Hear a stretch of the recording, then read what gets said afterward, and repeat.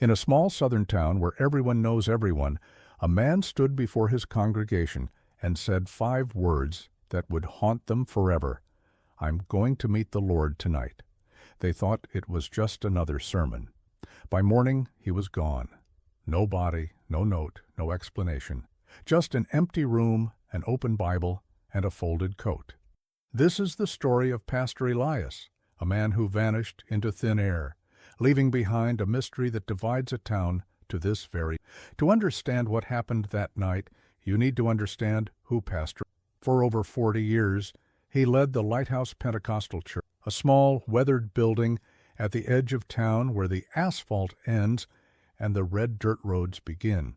He wasn't flashy. He didn't preach on TV or drive a fancy car. He lived in a modest room attached to the back of the church, just a bed, a wooden chair, and a Bible that was falling apart from use. People in town knew him as Brother Elias.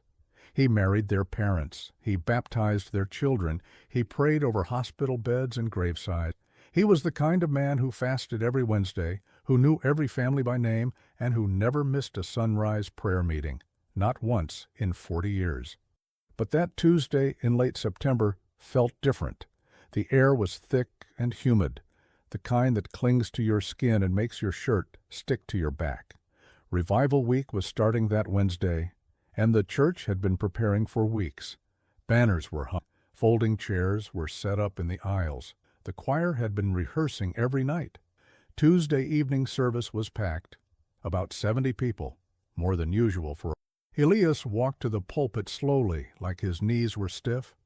He was 73, but he still had that fire in his voice when he preached. That night, though, something was off. His tone was softer, gentler, almost peaceful. He preached about faith, about Moses seeing the promised land, about Enoch walking with God and being taken up without taste, about the thief on the cross who was promised paradise. And then, at the end of his message, he closed his Bible, looked out at the congregation, and said it. "Tonight, I'm going to meet the Lord." There was a pause. A few amens, some nervous laughter. People thought he was being poetic, you know? Pentecostal preachers say things like that all the time. But then he said it again, slower this time. I said, "Tonight, I am going to meet my Lord." The room went silent. His wife Dorothy sat in the front row. She looked up at him with wide eyes, like she wanted to ask him something, but couldn't. He smiled at her, a calm, knowing smile. And then he stepped down from the pulpit. He did something. He walked through the aisles and hugged people. Not quick hugs, long ones. He held Mrs. Patterson's hands and prayed over her arthritis. He put his hand on young Danny's shoulder and told him he was proud of him. He whispered something in Dorothy's ear that made her cry, though she never told anyone what he said. After the service ended, people lingered. They always did, but Elias didn't. He shook a few more hands, then walked to the altar alone. He knelt there for nearly an hour. No one interrupted him. When he finally stood up, he turned off the lights, locked the front doors, and walked toward the back of the church where his room was. A few people saw him through the window, just sitting in his chair, hands folded, staring at the wall. That was the last time anyone saw Pastor Elias alive, Wednesday morning, September 25th, 6 a.m. That's when Dorothy realized something was wrong. She lived 2 blocks from the church in a small yellow house with a front porch that sagged on one side. Every morning for 42 years, Elias would walk to the church before sunrise for the early prayer meeting. Every single morning, rain, snow, summer heat, it didn't matter. He'd be there by 5:50, unlocking the doors, turning on the lights, brewing coffee in that old percolator that took forever to heat up. But that morning, the lights were off. The doors were still locked. Dorothy waited 10 minutes, then 15. She called his cell phone. No answer. She walked over herself, using the spare key she kept on her keychain. When she opened the door, the air inside was still, heavy, the kind of stillness that makes your ears ring.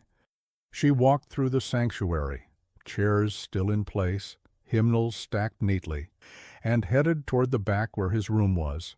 The door was unlocked. She pushed it open slowly. The bed was made, not slept in. The pillow was smooth, tucked in at the corners, the way Elias always did it. On the small wooden table next to the bed, his Bible was open to Revelation, chapter 22. The last chapter, the one about the new heaven and the new earth, about there being no more death or mourning or crying or pain. His reading glasses were folded on top of the page. His coat, the brown one he wore every Sunday, was draped over the back of the wooden chair, folded with care. His shoes were lined up by the door. Everything was in its place.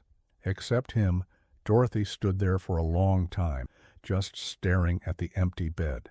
Then she called the deacon, Brother Marcus, who lived 3 streets over.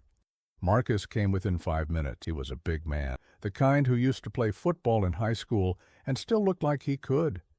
But when he stepped into that room and saw what Dorothy was seeing, his face went pale. They searched the building, the sanctuary, the bathrooms, the storage closet where they kept the Christmas decorations and old hymnals. Nothing. They checked the back door that led to the small gravel lot where Elias parked his 2003 Buick. The car was still there, keys hanging on the hook by the door. By 7:30, word had spread. People started showing up. First a few, then a dozen, then half the congregation. They searched the surrounding woods. They walked the dirt roads. They knocked on doors. Nobody had seen him. Nobody had heard anything. By 9 a.m., they called the police. Sheriff Tom Braddock arrived with 2 deputies. Braddock had known Elias for 30 years.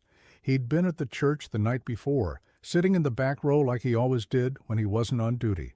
Braddock walked through the room slowly, hands on his hips, eyes scanning every inch. He asked Dorothy the same questions 3 times. When did you last see him? Did he seem upset? Was he taking any medication? Did he have any health issues? Did he ever talk about leaving? Dorothy answered each question the same way. No, no, no. He seemed peaceful. He seemed ready. Ready for what? Braddock asked. Dorothy just shook her head. She couldn't explain it. The search went on for 3 days. Volunteers combed the woods with flashlights and dogs. They dragged the creek behind. They checked abandoned buildings, old barns, the cemetery where Elias used to sit and pray over the graves of church members who'd nothing. No footprints, no signs of struggle, no blood, no torn clothing. It was like he'd simply ceased to exist. By the end of the week, the story had made the local news. People from neighboring towns started showing up, some to help search, others just to see the church where the vanishing pastor had preached his last sermon. The parking lot was full of cars. News vans camped out. Reporters asked Dorothy the same questions over and over until she stopped answering the door. And then, on day 7, something arrived that changed everything. On the 7th day, a man named Gerald Pitts walked into the sheriff's office holding a white envelope. Gerald was the church custodian, the guy who swept the floors, fixed the leaky faucet in the bathroom, and made sure the grass was cut every day. He was quiet, himself mostly, but he'd been working at the church for almost as long as Elias had. Gerald told Sheriff Braddock that Elias had given him the envelope 2 weeks before he disappeared, told him to hold on to it and not open it unless he didn't come back after 7 days. Gerald thought it was strange at the time, but Elias had asked him things like that before. Little errands, favors, nothing that seemed too odd. So he agreed. But now 7 days had, and Gerald didn't know what else to do. Braddock took the envelope, turned it over in his hands. It was sealed with wax, old-fashioned, like something from another century. On the front, in Elias's neat handwriting, it said, "To be opened only if I do not return." Braddock opened it carefully, breaking the wax seal. Inside was a single sheet of paper, folded once. He unfolded it and read it out loud. "Whoever believes does not need proof. I am where my faith has always pointed." That was it. 11 words, no signature, no explanation, just that one sentence. Braddock stared at the note for a long time. Then he looked at Gerald. "Did he say anything else to you? Anything at all?" "Just that. He said if something happened and I didn't see him for 7 days, I should bring this to you." Braddock made copies of the note and showed it to Dorothy, to Marcus, to the other deacons. Everyone had a different interpretation. Some thought it meant he'd gone off somewhere to pray in solitude, maybe up in the mountains or out in the desert like Jesus did. Others thought it was a suicide note, that he'd gone somewhere to die in peace and didn't want to be found. A few believed he'd been raptured, taken up to heaven like Enoch or Elijah in the Old Testament. And then there were the skeptics. People who didn't go to church, who thought the whole thing was staged. They said Elias had probably run off with someone, or faked his death to escape some secret he was hiding, maybe debts, maybe a scandal. Maybe he just got tired of being a pastor and wanted to start over somewhere new. The town split down the middle.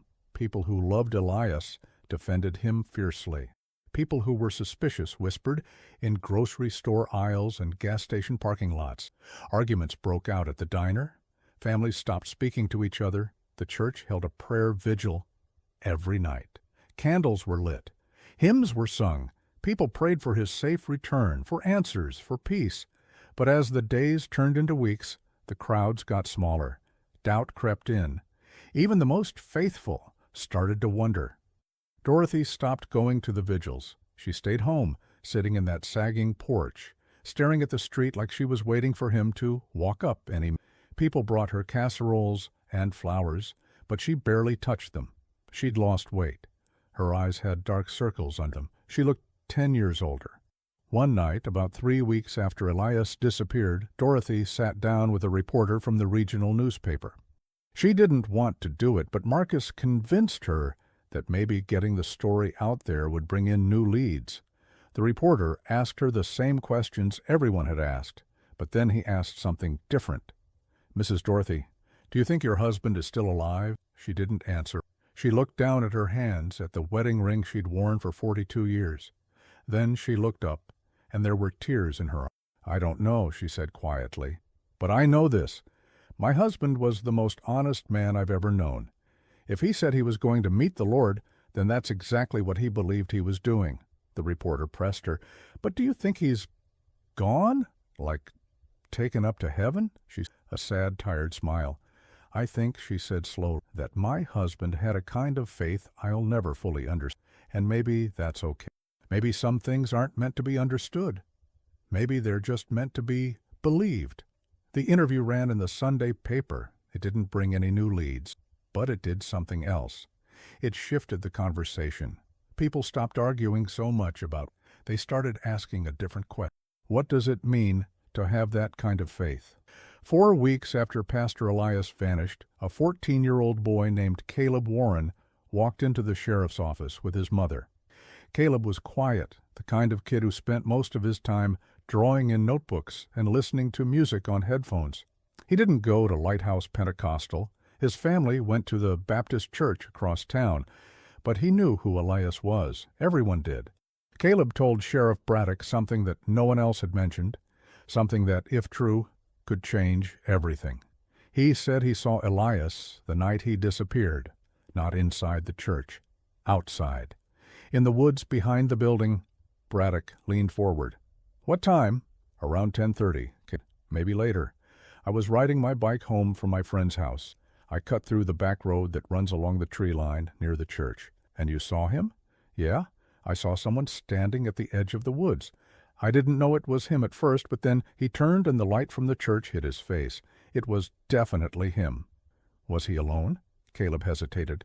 "I don't know. It was dark, but I heard voices, like he was talking to someone, or, I don't know, maybe praying out loud. I couldn't tell."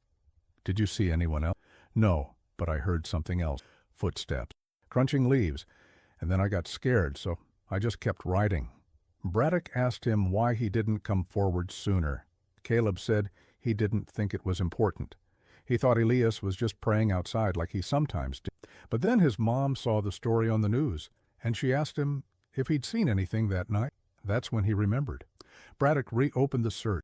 This time they focused on the woods behind the church, a dense patch of oak and pine trees that stretched for miles. It was rough terrain, full of thorny bushes, fallen branches, and uneven ground. Not the kind of place a 73-year-old man would wander into at night, but they searched anyway. And on the third day of the renewed search, they found something.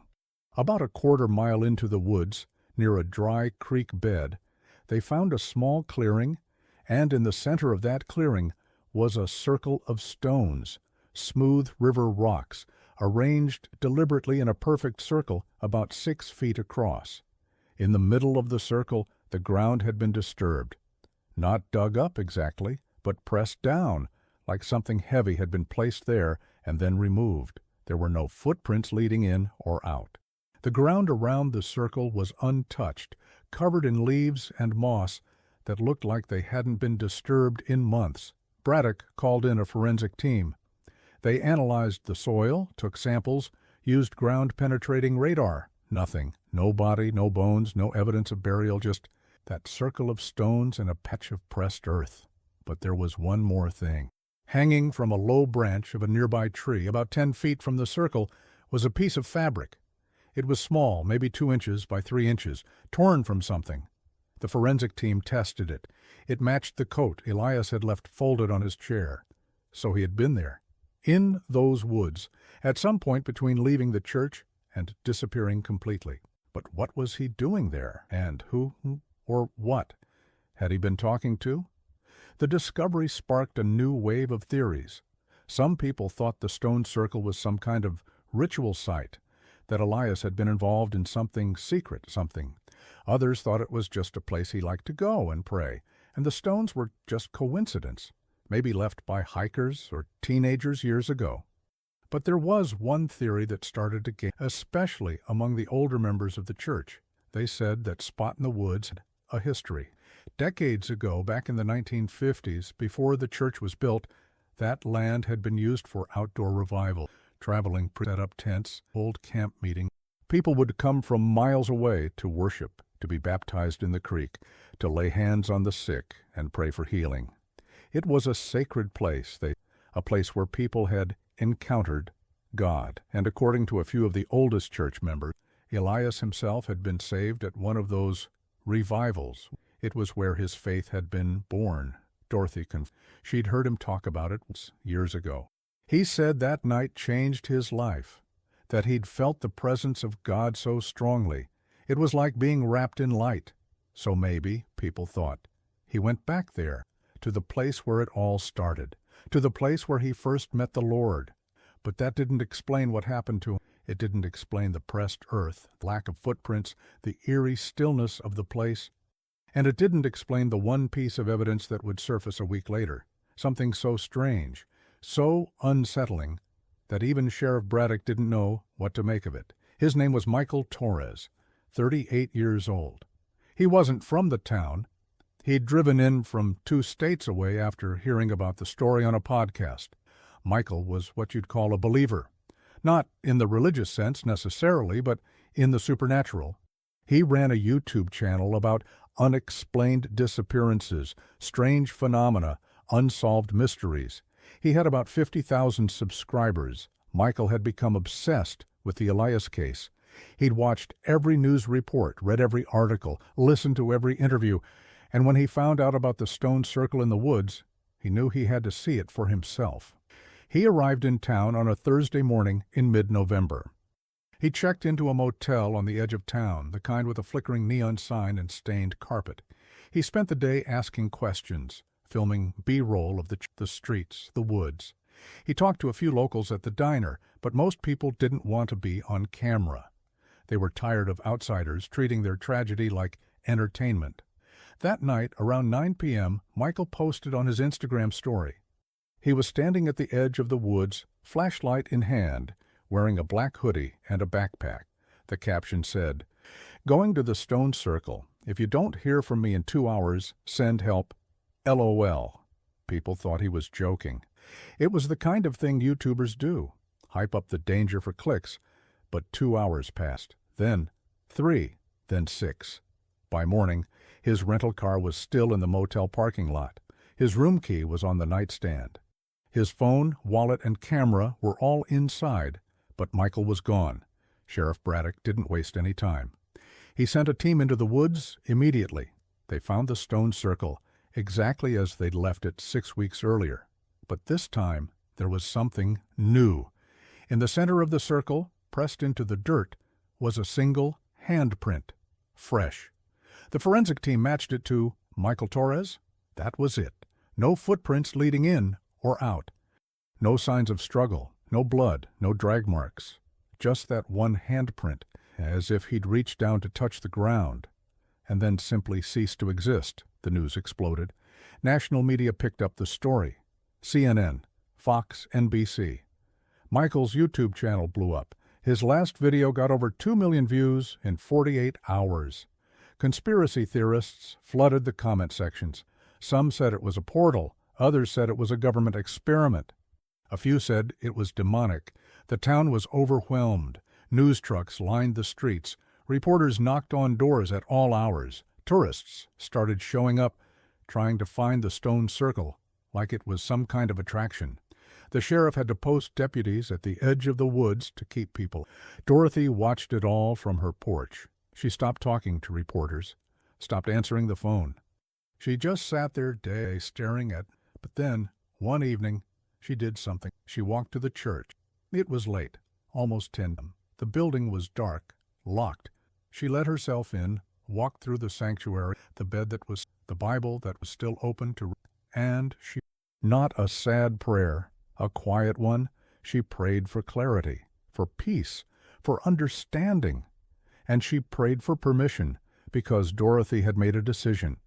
She was going to the stone circle herself. She told no one, not Marcus, not the sheriff, not her daughter who'd been calling every day from 3 states away. She just went. The next morning, before sunrise, she drove her old Corolla to the church. She parked in the gravel lot, grabbed a flashlight from the glove compartment, and walked into the woods. It took her almost an hour to find the clearing. She wasn't as young as she used to be, and the terrain was rough. But she found it. The stone circle, the handprint in the dirt, the tree where the piece of Elias's coat had been found. She stood at the edge of the circle for a long time, just looking, listening, feeling. And then she stepped inside. She knelt down in the center, right where the handprint was. She closed her eyes, and she spoke out loud, her voice barely a whisper. "Elias, if you can hear me, I'm here. I don't understand what happened. I don't understand where you are, but I need to know. Did you choose this? Did you go willingly? Because if you did, I'll stop looking. I'll let you go. But if you didn't, if you were taken, then I need to know that too." She waited for a sign, for a sound, for anything. And for a long moment there was nothing, just the wind in the distant call of a crow. But then something happened, something she would never fully be able to explain. She felt warmth, not from the sun. It was still too early for that, but from inside her chest, spreading out through her arms, her legs, a warmth that felt like being told without words that everything was, and she knew. She didn't know how. She didn't know why. Elias was at peace. Wherever he was, whatever had happened, he was. Dorothy opened her eyes. She looked around the circle one last time. Then she stood up, brushed the dirt off her knees, and walked back out of the woods. When she got home, she made a phone call to Sheriff Braddock. She told him to call off the search. She told him to let it go. She told him that she believed Elias had done exactly what he said he was going to do. He'd gone to meet the Lord. The search for Pastor Elias officially ended in December 2019. No charges were filed. No foul play was suspected. The case was classified as a missing person presumed deceased, though no body was ever found. Michael Torres was added to the same file. 2 disappearances. Same location. No evidence, no explanation. The stone circle was eventually cordoned off by the county. They put up a fence, posted signs, warning people to stay out. But that didn't stop everyone. Every few months, someone would cut through the fence and leave flowers, candles, notes. Some were prayers, some were questions, some were just goodbyes. The church held a memorial service for Elias in early January. Over 300 people showed up. They sang hymns, they shared stories, they prayed. Dorothy spoke for the first time since her trip to the woods. She stood at the pulpit. the same one where Elias had preached his last sermon, and she said something that no one would forget. "I spent 42 years with that man," she said, her voice steady, "and I can tell you this. Elias lived his entire life like he was already halfway to heaven. He prayed like he was talking to someone sitting right next to him. He believed, truly believed, that God was as real as the air we breathe. And if he believed that meeting the Lord was possible, then who am I to say it wasn't?" Looking out at the crowd. "I don't know what happened to my husband. I don't know if he walked into those woods and his heart gave out, and we just never found him. I don't know if he had a plan we'll never understand, and I don't know if something beyond our understanding happened that night. But I do know this. He lived with faith. He died, or left, or whatever happened, with faith. And that's more than most of us can say." There wasn't a dry eye in the room. The memorial ended with a hymn, "When We All Get to Heaven." Dorothy sang it, hands clasped, tears streaming down her face. And when it was over, she walked out of the church, got in her car, and drove home. She never came back. Dorothy moved in with her daughter in North Carolina a few weeks later. She sold the little yellow house. The church called a new pastor, a younger man with a family, someone who could bring fresh energy. Life, slowly, moved on. But the story didn't end. It couldn't. Because mysteries like this don't end. They linger. They echo. They change people. Some people in town still talk about Elias like he's coming back. Like one day he'll just walk down Main Street, knock on Dorothy's old door, and smile that calm, knowing smile. Others have moved on, convinced it was a tragedy they'll never fully understand. And a few, a very few, what Dorothy believed. That faith, real faith, doesn't need. That some people are so connected to what they believe that the line between this world and the next becomes thin, and maybe, just maybe, Elias crossed that line. As for Michael Torres, his case remains unsolved. His family hired private investigators. His YouTube followers started their own searches. Theories still circulate online, everything from interdimensional portals to secret cults to government cover-ups. But the truth is, no one knows, and perhaps that's the point, because in the end, this isn't really a story about disappearances. It's a story about belief, about what happens when someone lives so fully in their faith that the impossible starts to feel. Elias once said in a sermon, years before he vanished, "The world wants proof." But faith doesn't work that way. Faith is stepping into the dark and trusting there's ground beneath your feet. On September 24th, 2019, Pastor Elias stepped into the dark, and wherever he is now, Dorothy believes he found what he was looking for. This story stays with the questions that don't have easy answers. If it moved you, if it made you think, please consider liking this video and following the channel for more real stories that challenge what we think we know. Share it with someone who needs to hear it. Because stories like this, they're meant to be passed. Thank you for watching.